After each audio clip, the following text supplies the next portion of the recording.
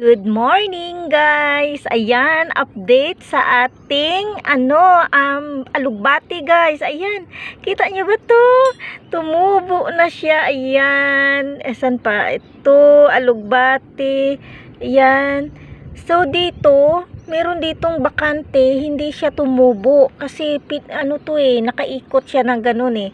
So bali tatlo lang talaga yung tumubo. Tapos guys, ito kita nyo ba yan? Tumubo na rin pa isa-isa eh. Ayan oh, coriander yan eh. Tinanim ko, so nakahilira yan siya mula dito hanggang doon. So pa isa-isa yung tubo niya eh. Hindi ko alam, baka mamaya may sisibol pa. Ayan. So ayan guys. Tapos yung ating talong dyan, ang ganda na rin. Yan, ating talong yan. Ito, bulaklak ito, galing kay ma'am, sa aking mother-in-law.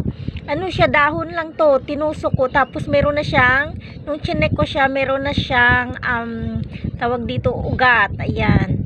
Tapos yung ating sunflower dyan, ayan, ang ganda na ng ating sunflower. Tapos ito na yung mga yung capsicum. Tapos meron isa dyan na nag-iisa lang ang bunga niya, ayan. Tapos ito guys, sunflower din yan. Ang ganda na ng tubo niya kasi nilalagyan ko siya ng compost. Lahat ng mga namin nabubulok na ng frutas nandyan. Tapos ito naman, yung aking, tawag dito, okra. Ayan. Ayan guys. Tapos yung ating talong dyan. Meron tayong talong. Ayan, excited ako talaga. Dito man sa side na to, ito ay ibibigay ko sa aking friend na Australian, si Lisa. Dyan din siya dito din siya sa Caravan Park.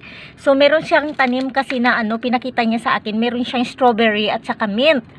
Sabi ko sa kanya, meron ka bang basil? Sabi niya, yun ang wala ako. Sabi ko, bibigyan kita ng basil kasi marami akong basil na tanim. So dahil marami akong extra na paso na nabili ko, nilagay ko na siya sa magandang paso para ibibigay ko sa kanya pag sa sunod na visit namin ni Mister. Kasi nandyan lang siya guys, sa harap namin. Ayan. Tapos meron pa ako dito, ayan oh.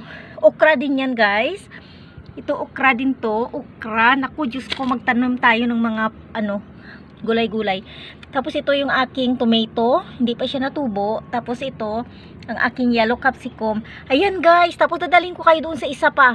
Guys, tingnan nyo yung aking cucumber. Ayan, Lebanese cucumber. Ayan guys, may bunga na siya guys. Malaki-laki na. Tapos ang ganda nung kanyang bulaklak. Ayan guys. Ayan, tapos dito, meron ako dito itong munggo ito guys munggo ito. Tapos ito, hindi maganda yung tubo niya. Okra din yan.